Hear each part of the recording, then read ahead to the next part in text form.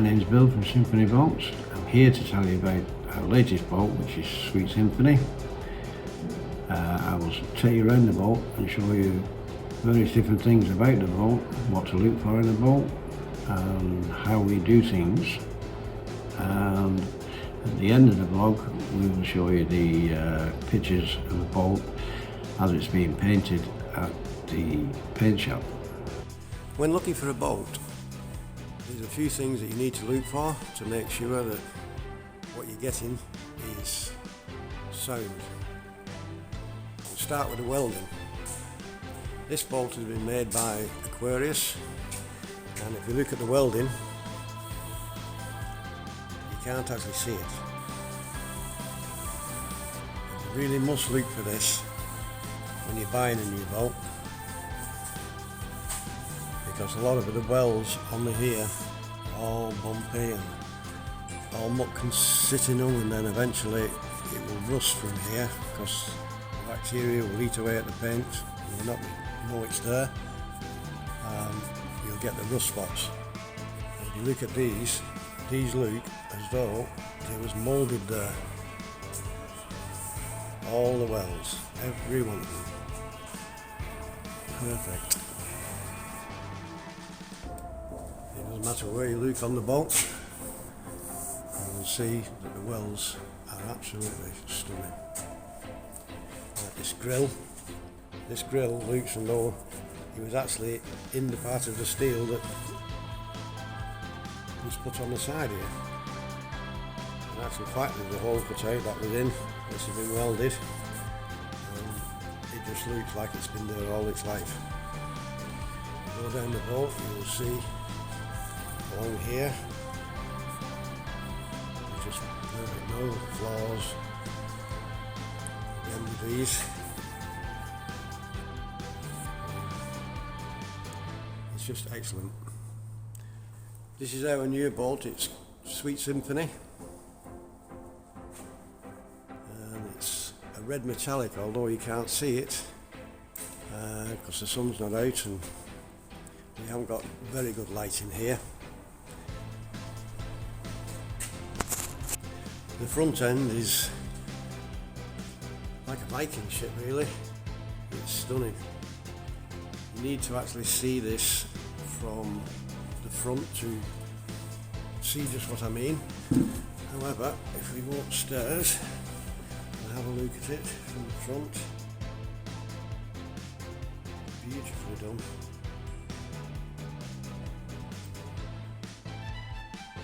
Same with all this, it's rather chunky.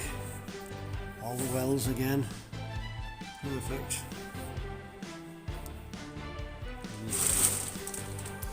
It's hard to believe that they have been welded.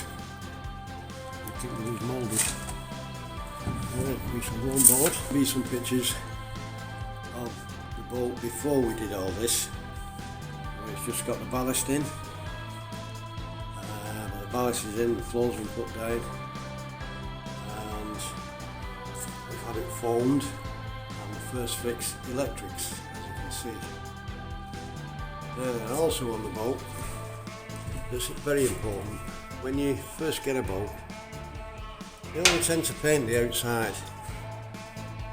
We actually paint the inside as well, because we can't rely on the foam to stop it rusting. And the foam is cut back at the windows to allow the windows to go in, and that is where it's going to start rusting first. Although you may not see it for a few years, that's where it will start. And as you know, with rust, it creeps, and it won't be long till it creeps to the front of the paintwork, and this starts flaking off on the outside. As you can see, paint is actually all around the edges. Anyway, first fix electrics done. You mark them all out where you want them, and then get your electrics put to wherever they've got to go. And the same for your lighting above. Now these, although they are here now, they're only there to assist us to put the ceiling on. We just put little buttons on, push the ceiling in there, push it up, click it in here, and then it's glued and screwed all over the top. Moving down the bolt to the back, we have already fitted the engine in, which is a Beta 50, and we've started putting the bits in for the calorifier to sit on. The other fittings that need to go to boards. And at the back here, if I can just get out,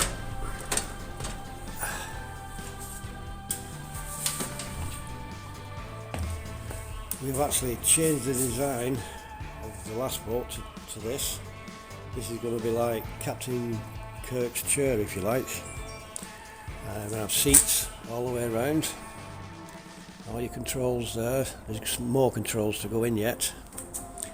I'm not sure there's controls going in here or not. And this one.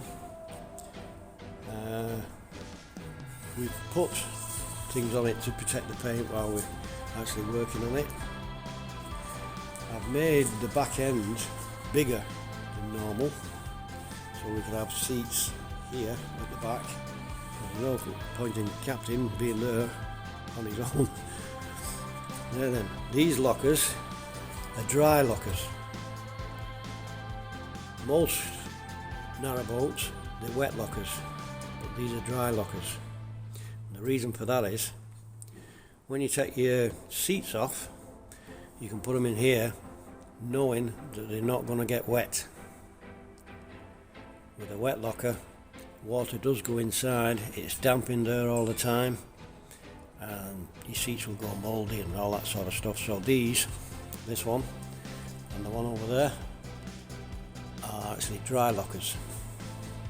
So you can actually put your wellies in there knowing that they're not going to get full of water because it rains in. Now then, at the back here, underneath the seat, there are two wet lockers, one either side, and that is for your hammer and all your bits that you need to, your ropes, the bits that you need to fasten it to the bank. On the top here, there's nothing on at the minute, we've just put things on to stop the dust. There'll be 4 120 solar panels. So already you can see that it's being up-spec'd. It's a 50 motor, 4 panels on the top, with 5 leisure batteries, a starter. There's a bow thruster, which is a very big bow thruster, it's not the small one. Again, it's a bit of overkill, but it's future-proofed. Should you get into trouble, that bow thruster will sort you out. Should you get into trouble, that motor will sort you out. The inverter that's going in this boat will be a 3.5, not a 2.5. So again, should you need to add stuff, you can, safe in the knowledge that that inverter will handle it. Right, let's go back on the boat. Careful here, there's no cover on the motor yet.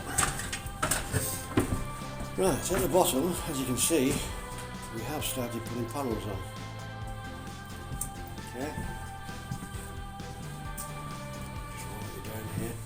Now these are all dry fitted. They've already been sprayed up to the colour we want, but they've been dry fitted, so we normally fit, and we can mark off our sockets where they're going to go, and then cut the sockets out. Now you'll notice there's a gap here. That there is because that's where the bulkhead is going to go. And the bulkhead slots inside there. Comes up here.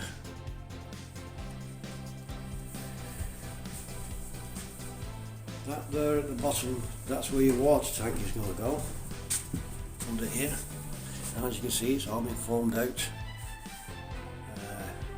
to make it easier, warmer, more, stop it from freezing and that sort of thing. On the bottom of your boat, you will see this panel here we've raised off the floor, and consequently we've raised the sideboards off the floor as well. This is for ventilation, because if you trap it all in, if there is any moisture, it's nowhere to go, it can't dry out. So this is essential. If on your boat this is down to the bottom, then I suggest you drill holes every so far along, just to let any moisture dry out. Prevention is better than cure. Right. Your cables for your sockets actually run under the gunnels, and the cables for your lights and everything else run along the top. And there's a reason for that. You can't have these and these together, because it puts a drag on your batteries, and your batteries don't last as long. So that is the reason why you have to have them separated. Now then, the next thing we have to do in here, something we've already done, we dry fitted the wall panels, marked the windows out, and then took them out to cut the windows out, and then they get sprayed the last time, so it's the final coat, and then we put them on and the finish is as it should be. Okay, moving on down here. Right, now what's going to happen here, this is where all the wires come to, and they all go to the inverter down here, and that goes into the kitchen cupboard that's on this side. And the next thing to do, once we've put the side panels back on and the roof, we'll mark out all the floor where we want all our things to go. Like the kitchen, where the sink is, where the washing machine is going to be, where the hob's going to be, and then we can see how much room we have left in the living space. Now on this boat, I have made the bathroom a little smaller than the last one. The last one was quite big. I know it doesn't sound much, but an extra 300 on your living space does make a difference. Also in this next one there will be a reflex stove, which will be on this side, and this will do the radiator for the one in your bathroom, which is here. There'll be one here under the bed. So that will be a radiator. This will be one of the grill ones. Can't think of the name of them, I'll check my head in a minute. And there'll be another one over here. This one will be under the bed. And you think, why do I want it under the bed? Well, just think of it. Just before you go to bed, if you put the heating on, when you come in, not only is your room warm, so is your bed. And that's the reason for that. Here, these are for the navigation lights. These go through the side. through the side here. If you've marked everything out, you should know where everything's going to go. And a double socket.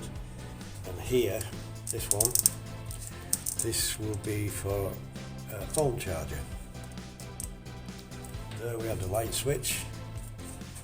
Up here we have the lights, the horn.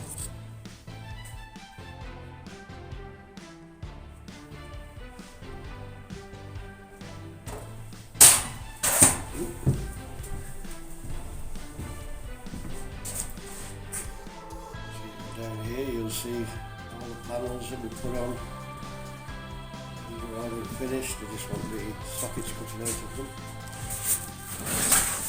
I know you can't see any sockets, but believe me, there are sockets there. They do come down as well as up.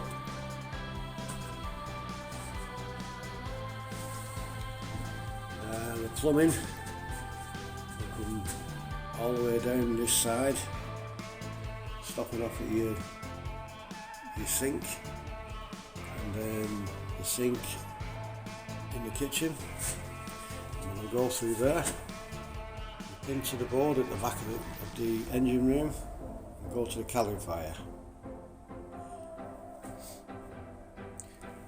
Right, there's not a lot more that I can actually show you at this moment. Hopefully I'll make another video in a couple of weeks, in which case these boards will be on the top, and the ceiling boards will be on, and hopefully the second fix electrics. We'll do a video of them when we do them. Right, as I was saying, see this is a piece of board. It's not one of the actual boards. This is what we did just to make these out, so when we come to put them in, we know they fit in. And as you can see, it's in there, and then it's pushed up in the middle. Oh, you can see that.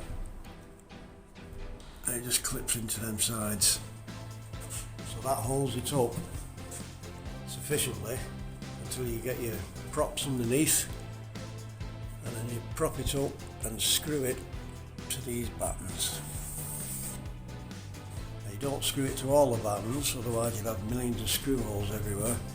You screw it at the end of each one, like this one here, where the bulkhead is. That will go up over here. This one will be screwed here, and then wherever it finishes, let's just say for argument's sake it finishes here, it'll be screwed into here, and then a trim goes over them. The rest of them, this one, this one, this one, this one and this one, will be glued, and then when the props go underneath it, you hold it up until the glue sets. So this is just a piece that we put in to do it. I suggest that you only use a piece when you're putting them up, because if you put a full sheet up, you will be struggling to get these in the right place. So we just use a small piece and go all along and put these on. Now you do have to plumb line these. If you put a piece of string all the way along, pull it tight and mark each one off. These are 4 foot, which is the same size as the boards. So we know that when we come over here, that's in the right place. And the only thing you have to do with these, you have to chamfer them. Because if you just put a block on, they come out further than these boards. So when you come to try and push it in, it won't clip in, because the board, this block is coming out too far, and then you have to put it further back, and it's a bit of a nightmare then trying to get it into position. That there will hold it in position while you screw it and glue it. If there's anything you're not sure of as we go along, If you put some comments below, and I'd be glad to advise you as to what we do or what you need to do.